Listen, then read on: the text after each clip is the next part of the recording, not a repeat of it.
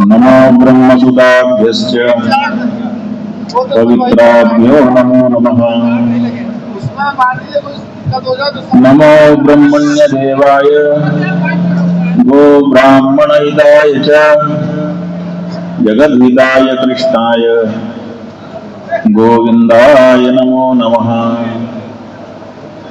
श्रीराम जय राम जय जय राम।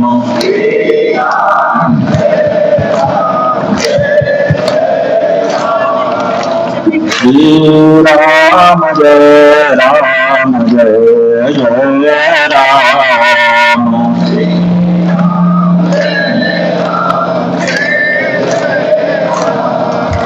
धर्म की अधर्म का प्राणियों में विश्व का गो माता की गो हत्या। नमः पार्वती पतये हर हर महादेव।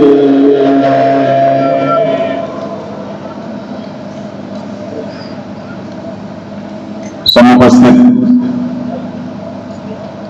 सम्मानित संत वृंद, विद्वत वृंद,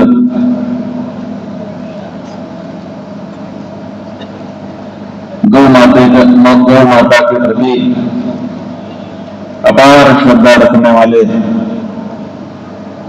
सुदीवन मातृशक्ति,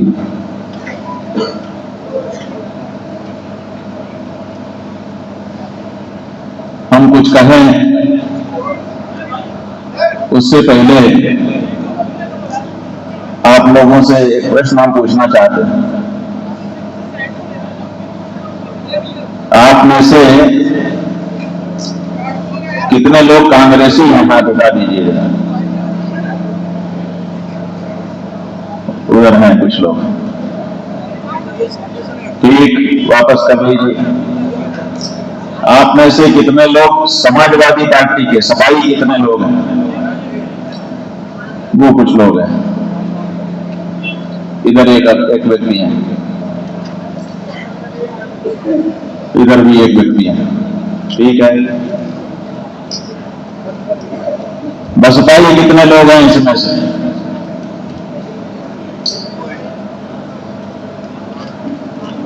एक भी नहीं। भाजपाई कितने हैं इसमें?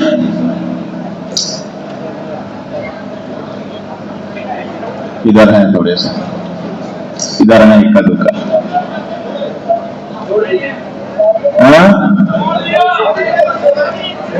नहीं, कुछ लोग हैं भाजपाई हैं, वो हाथ उठा रहे हैं।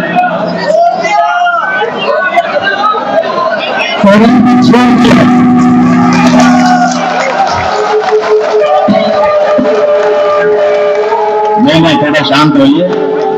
आप लोग खुशी मना रहे हैं, हम इतनी जल्दी खुशी नहीं मना रहे। अभी कुछ लोगों ने बताया, जब हमने पूछा कि इसमें भाजपाई कितने हैं, तो कुछ लोगों ने हाथ उठाया। बाद में कुछ लोग कह रहे हैं कि छोड़ दिया। मैंने छोड़ दिया तो हाथ क्यों उठाया? हाँ, पहले कट्टर भाजपाई थे, अब छोड़ दिया। अच्छा, छोड़ के कितने लोग भाजपाई, कितने छोड़े हुए भाजपाई हैं? देखो भाई, एक बार कैमरा घुमा के रिकॉर्ड कर दो। कैमरा घुमा, हाथ नीचे मत करना, हाथ उठाए रहो। रिकॉर्ड में हम लेना चाहते हैं, हम रिकॉर्ड में लेना चाहते हैं।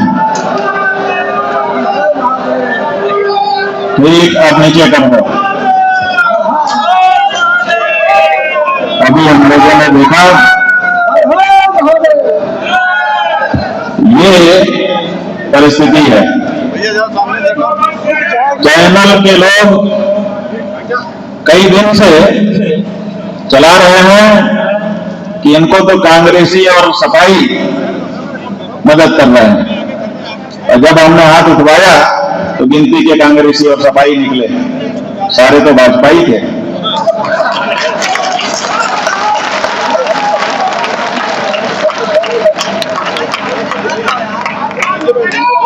इसका मतलब कि चैनल वाले समझ नहीं पाए चैनल वाले समझ नहीं पाए कि एक क्षरण कितना तेजी से हो रहा है, भाजपा से कैसे लोग भाग रहे हैं। अब भाजपा जो है वो भाजपा हो गई है। भाग, अब इस पार्टी से भागो ये हमारे काम की नहीं रही। हाँ,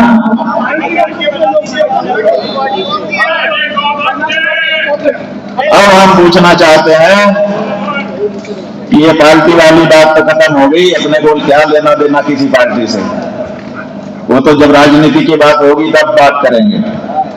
हम लोग तो ये राजनीति की सभा ही नहीं है, अपनी तो धर्म की सभा है और धार्मिक बात अपने को करना है। अब हम पूछना चाहते हैं कि इसमें से गौभक्त कौन कौन से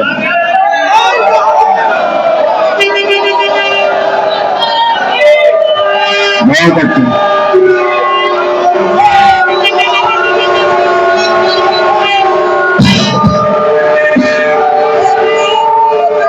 सही सही, वापस कर लो, वापस कर लो। मान गए, मान गए। अगर आप लोग पक्के गौभक्त नहीं होते तो इतनी रुकावट के बाद यहां आके बैठे ना होते।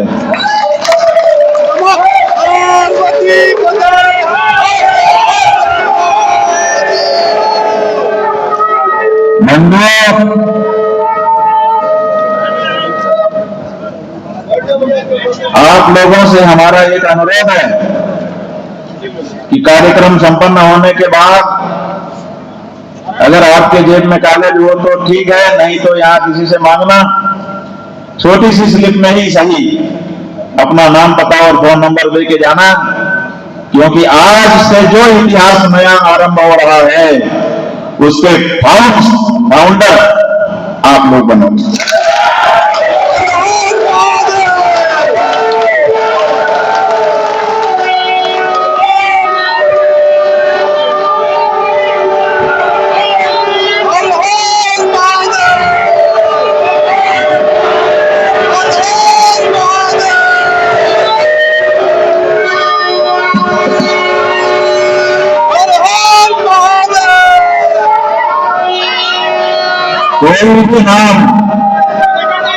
कोई भी नाम छूट जाएगा तो इतिहास पूरा नहीं होगा। इसलिए आप लोग ये जरूर कर दीजिएगा, ये मत सोचिए कि संख्या कितनी है। कुछ चैनल वाले सवेरे 10 बजे से ही खाली कुर्सियां दिखा रहे हैं, जब कार्यक्रम 2 बजे से है तो सवेरे 10 बजे खाली कुर्सियां दिखाने का क्या मतलब है?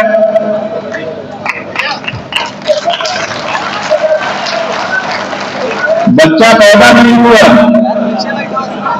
तो सोनोग्राफी से उसका फोटो दिखा रहे हैं।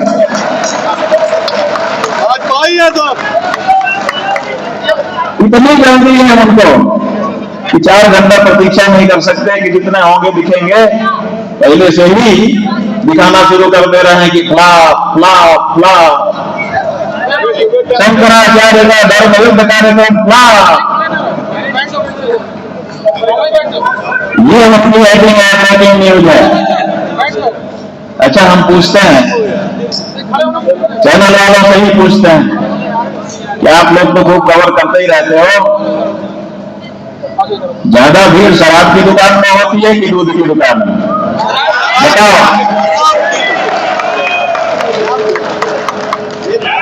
ज्यादा भीड़ कहाँ है? शराब की दुकान में। तो ये शराब की दुकान है, यहाँ भीड़ हो जाए? दूध की दुकान है गुरुजी। यहाँ ज्यादा भीड़ हो जाती तो इसका मतलब था शराब की दुकान। ये कम भीड़ है, इसी से पता चल रहा है ये शुद्ध गाय के दूध की दुकान।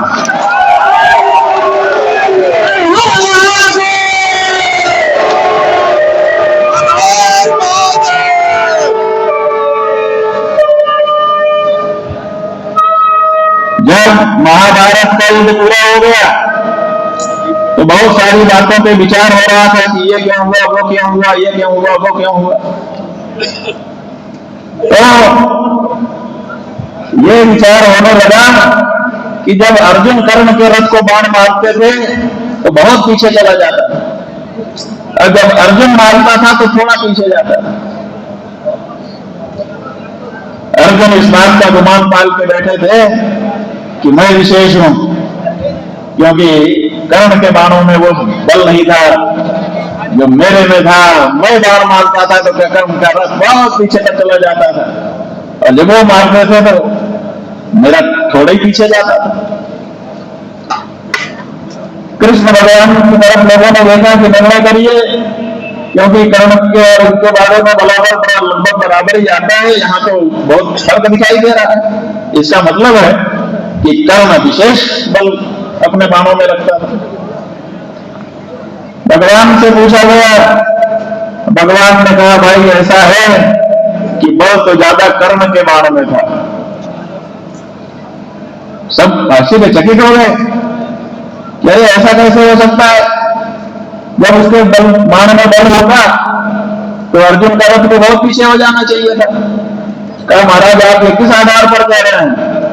तो भगवान ने कहा आधार ये है कि कर्ण के रथ को जब अर्जुन बाण मारते थे तो कर्ण का रथ बहुत पीछे चला जाता था, बिल्कुल सही है। लेकिन जब कर्ण अर्जुन के रथ पे बाण मारता था तो अर्जुन का रथ थोड़ा पीछे हो जाता था, जबकि पूरे विश्व का भार लेकर के हम बैठे थे, और हनुमान जी जो अपने शरीर को भागवान बना लेने की अष्ट सिद्धि वाले हैं, वो उनके ध्वज पर बैठे थे। उसके बाद भी कर्ण के बाण से अगर थोड़ा सा इनका रथ पीछे हो जाता था तो समझिए कि उसके बाण में कितना बल रहा है। ये जो सभा आज हो रही है, ये जो शंखनाद कार्यक्रम आपका आज यहाँ हो रहा है, ये उत्तर प्रदेश के मुख्यमंत्री जी के पूरा बल लगा देने के बाद का शंखनाद कार्यक्रम है।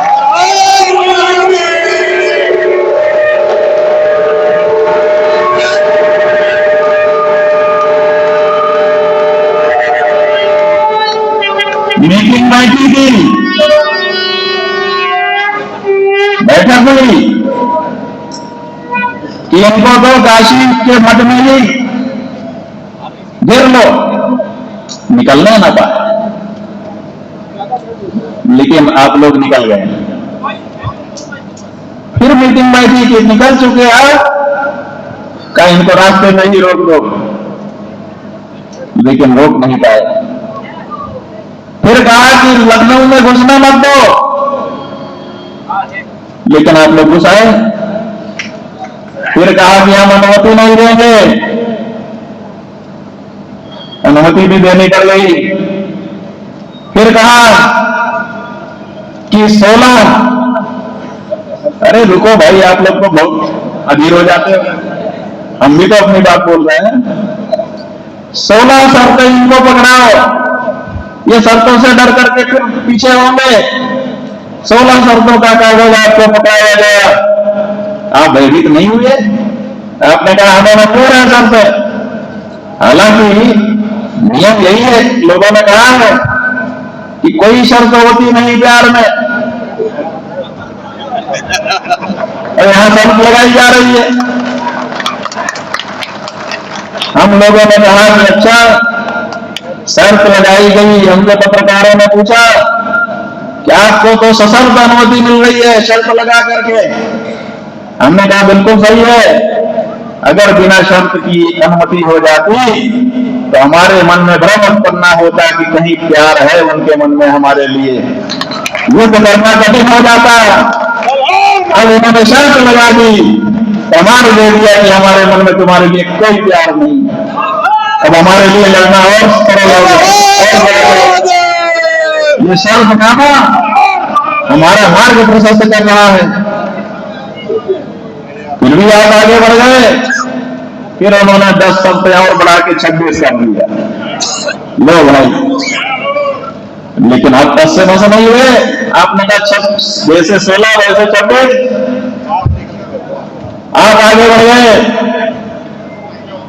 24 घंटा पहले उन्होंने अनुमति दी, आपने लोगों को रोक रखा था, दूर दूर से लोग यहां आने के लिए तैयार थे,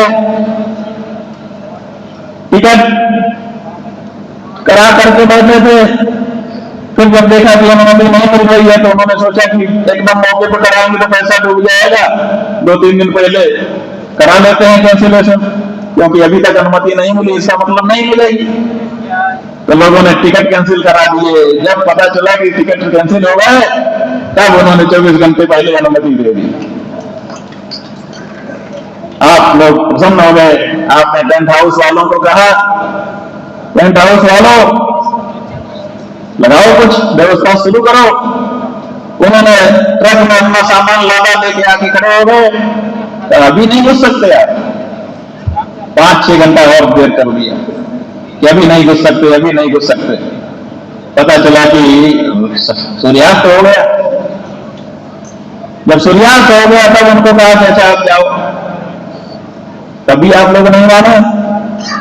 रात में जग करके आप काम कराने लगे और तब एक नोटिस आ गया।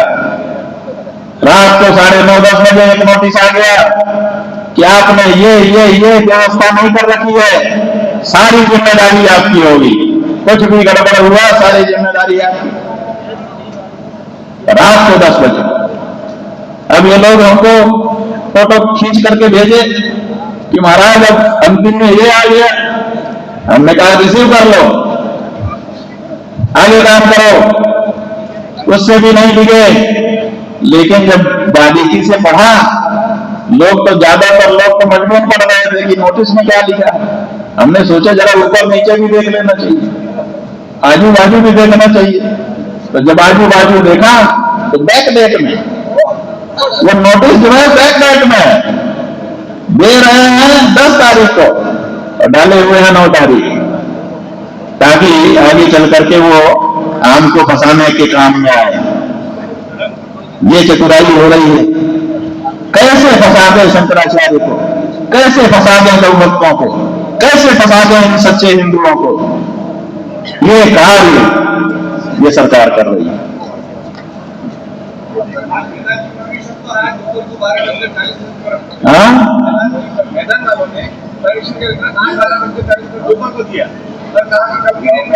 ये देखिए, आज ये जो मैदान है, जिस मैदान में इस समय हम बैठे हैं, 2 बजे से हमारा कार्यक्रम था। 4,64,000 रुपया जाने कितना दिन पहले ही इन्होंने जमा करवा दिया था मैदान वालों ने। लेकिन अनुमति आज 12:40 पर लेकर के आए और वो भी कागज बैक डेट का दिखा रहे थे और कह रहे थे हस्ताक्षर करो। आप समझ रहे हैं? इतनी बाधा के बाद इतने सारे गौ भक्त जम करके बैठे हुए हो, क्या करते हुए तुम्हारी?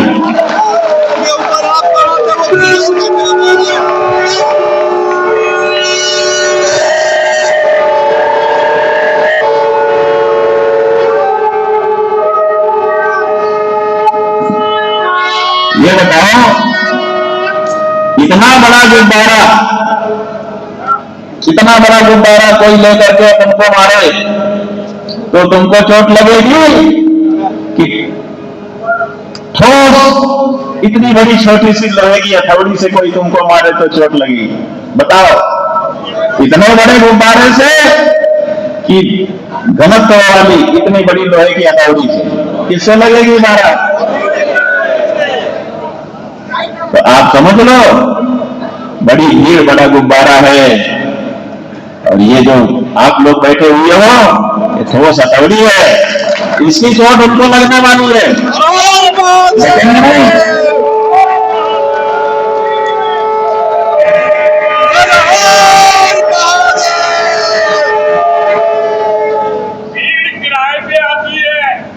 हाँ जी, बिल्कुल सही कह रहे हो। कौन नहीं जानता इस बात को कि मोहल्ले गली गली गांव बस लगानी पड़ती है, सूमो लगानी पड़ती है, टैक्स लगाना पड़ता है, और तब जाकर के घर घर में भैया चलो समय हो गया और खाने का पैकेट एक साड़ी, उसके अंदर कुछ रुपया, तो सब सीट पे रख दिया जाता है।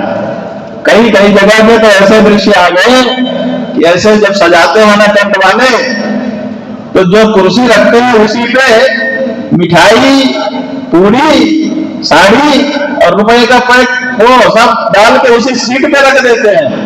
आइए इस सीट पे बैठिए और इस सीट पे जो सटा है वो आपका, फिर भी खाली रह जाती है। वो दृश्य भी हम लोगों ने देखे हैं। इसलिए भीड़ दिखाने का कोई मतलब नहीं है। ठोस गौबत, ठोस सनातन धर्मी हमको चाहिए थे। हमें प्रसन्नता है कि आप लोग हमें मिले।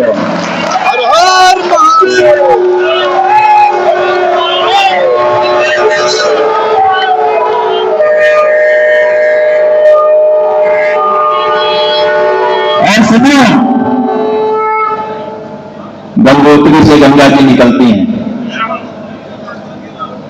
बहुत बड़ी धारा होती है उनकी धारा बड़ी नहीं होती है, गोमुख से निकलती है। लेकिन वो गोमुख की धारा जैसे जैसे आगे बढ़ती है, शास्त्र धारा का रूप ले लेती है। आज ये मान्यवर कांशीराम के स्मृति स्थल से ये जो नया इतिहास आप लिखने जा रहे हैं, ये गंगोत्री की गंगा प्रकट हो रही है। आगे चल के शास्त्र धारा बनेगी।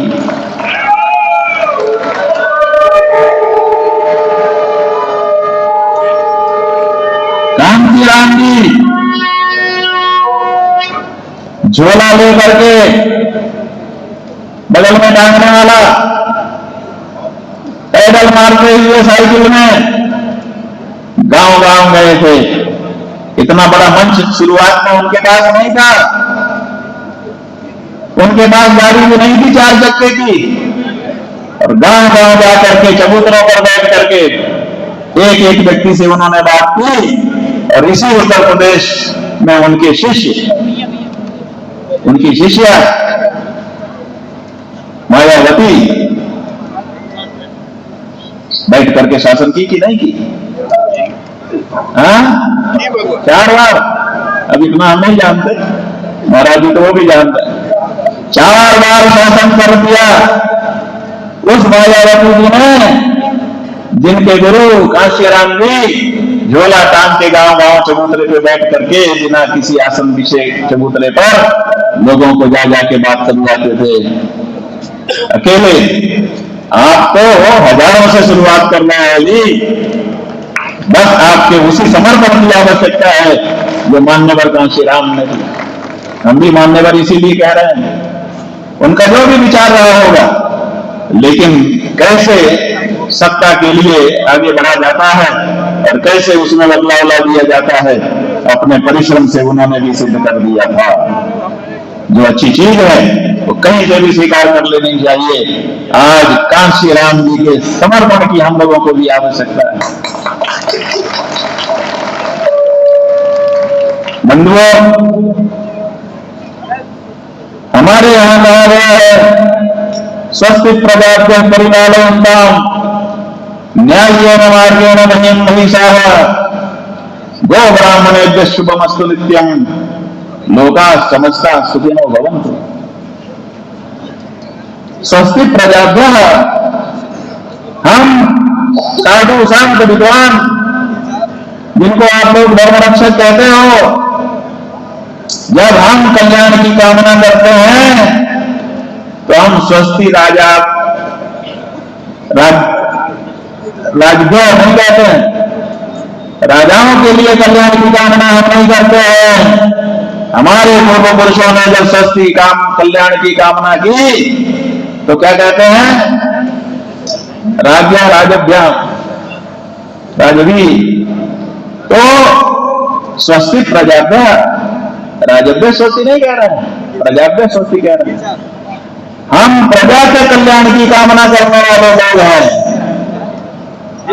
और वो साधु जो यहां नहीं आ सके, देखो बुलाया तो उनको भी हमने नहीं था। क्या यहाँ अयोध्या जी से नहीं आए हैं महाराज विद्युदास जी जैसे आचार्य? क्या यहाँ वृंदावन से नहीं आए हैं? क्या यहाँ काशी से नहीं आए हैं? क्या यहाँ हरिद्वार से नहीं आए? क्या यहाँ बद्रीनाथ जी से नहीं आए? कहां से आए हैं? इनको भी नहीं बुलाया था, लेकिन इन्होंने गौ माता के लिए अपना कर्तव्य समझा, आए। क्यों? क्योंकि स्वस्थित प्रजा, इनके मन में प्रजा के कल्याण की कामना है। ये असली संत है। और वो जो स्वस्ति राजभ्य, राजाओं का कल्याण हो कामना कर रहे हैं, वो यहां निदान दिखाई नहीं दे रहा है। वो सरकारी संत है।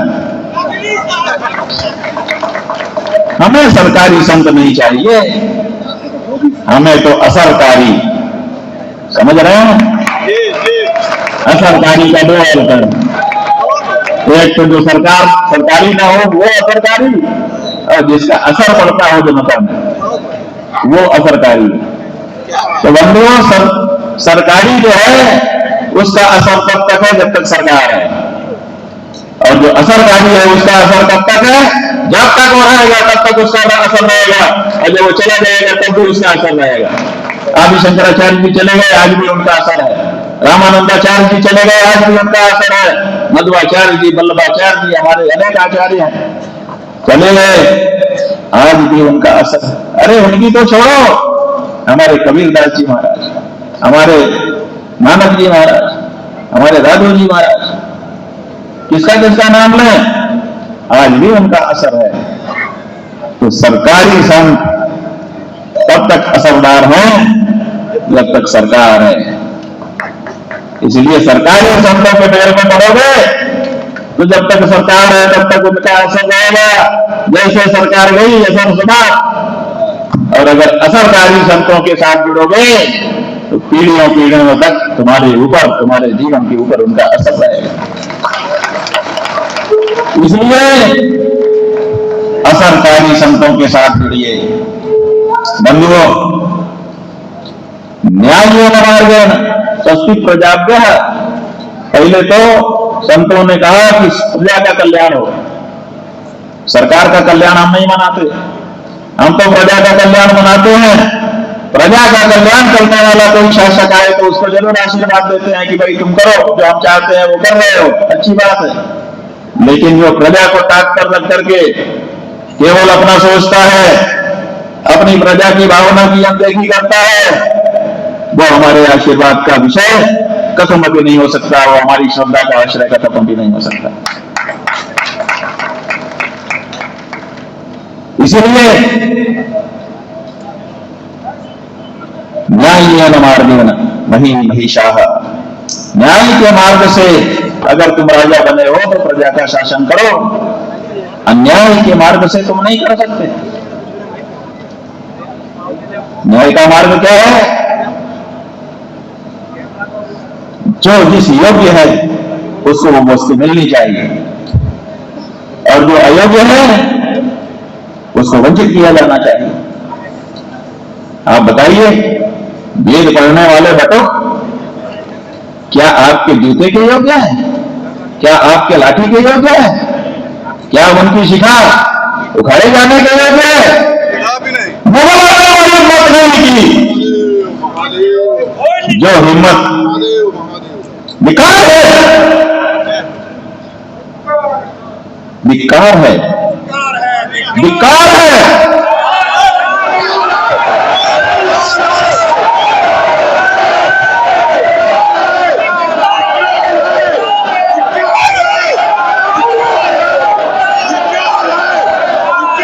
लगवा दिया अपने पूरे खानदान को, लगवा दिया अपने पूरे उस समाज को, लगवा दिया अपने पंथ को। जो कर दिया है वो इतिहास में काले कलंक के रूप में सदा सदा के लिए दर्ज हो गया। लगवा दिया इस व्यक्ति ने।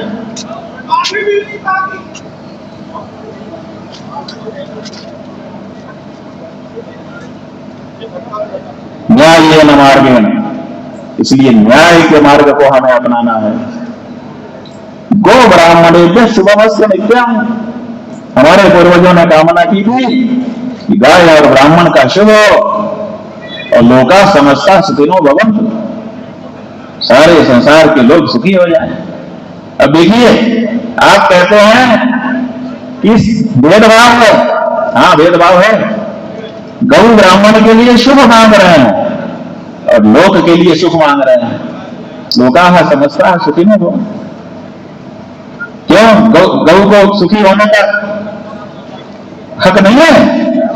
ब्राह्मण को सुखी होने का हक नहीं है? नहीं है। यही तो बात है। ब्राह्मण से देवालयम क्षुद्र कामाय नश्यते कक्षाय तपसे चैव प्रेत्यानंत सुखाय च। ब्राह्मण जो है सुख भोगने के लिए नहीं पैदा हुआ है, ब्राह्मण तो तपस्या करने के लिए पैदा हुआ है।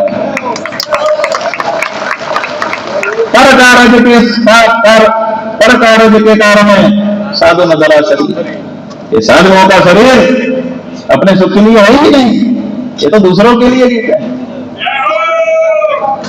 इसलिए इनके लिए सुख नहीं मांगा गया है, इनके लिए शुभ मांगा गया है।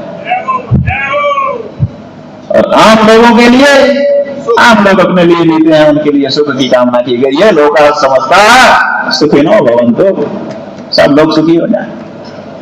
यह हमारे पूर्वजों की दृष्टि नहीं है, और इसी दृष्टि के अनुसार आप देखिए न्याय और अन्याय का निर्णय हुआ।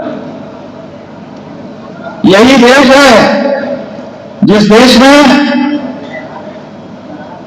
परीक्षित नाम के राजा हुए और राजा होने के बाद दिग्विजय करने के लिए निकले। ये हमारे यहाँ की परंपरा रही है कि जब कोई राजा नया गद्दी पे बैठता है तो वो दिग्विजय के लिए निकलता है कि हमको सब लोग स्वीकार कर रहे हैं कि कोई मना कर रहा है। जैसे आजकल फैल गया है ना रोग, मैं नहीं मानता उनको शंकराचार्य, मैं नहीं मानता, तो इसके लिए दिग्विजय करनी पड़ती है कि तुझे मानना होगा।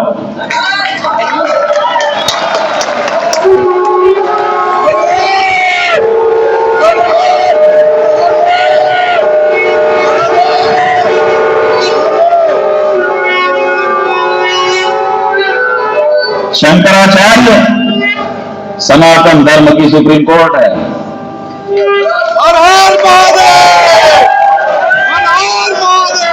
जो हमारे मठों मंदिरों के महंत हैं, मंडलेश्वर हैं, वो हाई कोर्ट है। और जो हमारे साधु संत हैं जो इस तरह की जिम्मेदारी नहीं संभालते, लेकिन फिर भी वेश धारण करके भगवान के भजन में लगे हुए हैं, वो भी कोई कम नहीं है, वो हमारी लोअर कोर्ट है।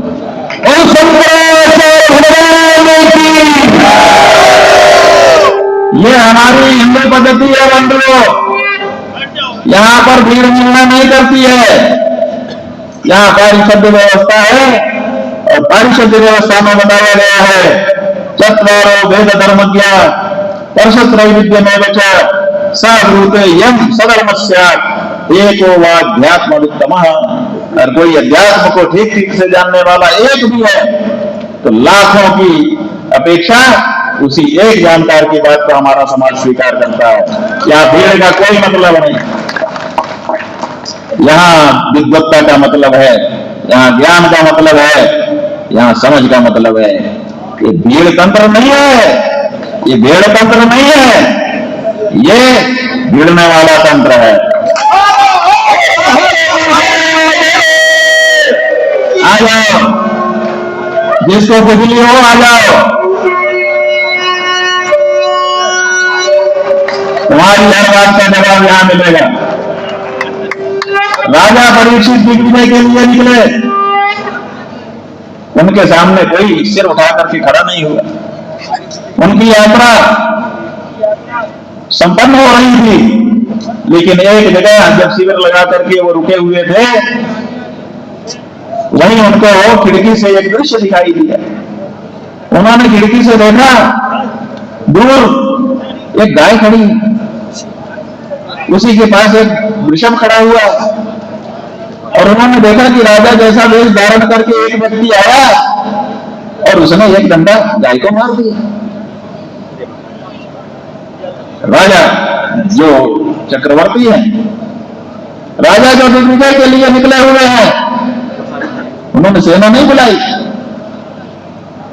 ध्यान से तलवार निकाल करके कुटिया से बाहर, शिविर से बाहर आ गए, दौड़ करके उस जगह पे पहुंच गया, ललकार दिया, अरे दोस्त कौन है तू? मेरे राज्य में ऐसा दुष्ट व्यक्ति नहीं हो सकता। बोल किस राज्य से आया है, कहां का रहने वाला है? क्योंकि मेरे राज्य की प्रजा धर्मानुसार चलती है, और धर्म कहता है कि गाय पूजनीय है, उसको अपमान नहीं किया जा सकता। तो गाय का अपमान करता है, गाय पे प्रहार करता है, तो मेरे देश का हो नहीं सकता, तू विदेशी है। और बोलता है नहीं बोलेगा तो अभी तेरा सिर खंडित करता हूं। चरणों में गिर गया, मत मारिए, मैं शरणागत हूं, मेरा नाम कलियुग है, मेरा यह स्वभाव है कि मैं गाय और ब्राह्मण पे प्रहार करता हूं। कुछ लोगों का स्वभाव ही होता है, उनको कोई जरूरत हो ना हो तब भी कहते हैं कि एक माई था, अच्छा व्यक्ति था, लोगों के मंडन करता था, फिर धीरे धीरे बूढ़ा हो गया, बेटा भी धीरे धीरे दुकान में आकर के सीखने लगा, लेकिन वो थोड़ा नए खून का था, पहलवानी का, और थोड़ा प्रकृति, वही प्रकृति की बात हम बता। तो वो क्या करता था कि लोगों का मंडन करने के बाद खटका मार देता था, उंगली उल्टी करके यूं, जैसे मटका पे कोई टन टन बजा रहा हो, और ऐसा करके उसको अच्छा लगता था। कुछ लोग कहते हैं क्या किया, कुछ लोग समझते ही नहीं थे। एक दिन एक साधु महात्मा गए, कहा भाई मुंडन कर दो, कर दिया, और करने के बाद टन। तो महात्मा जी समझ गए कि ये उद्धत है, इसको शिक्षा देनी चाहिए। तो महात्माओं की शिक्षा ही अलग तरह की होती है।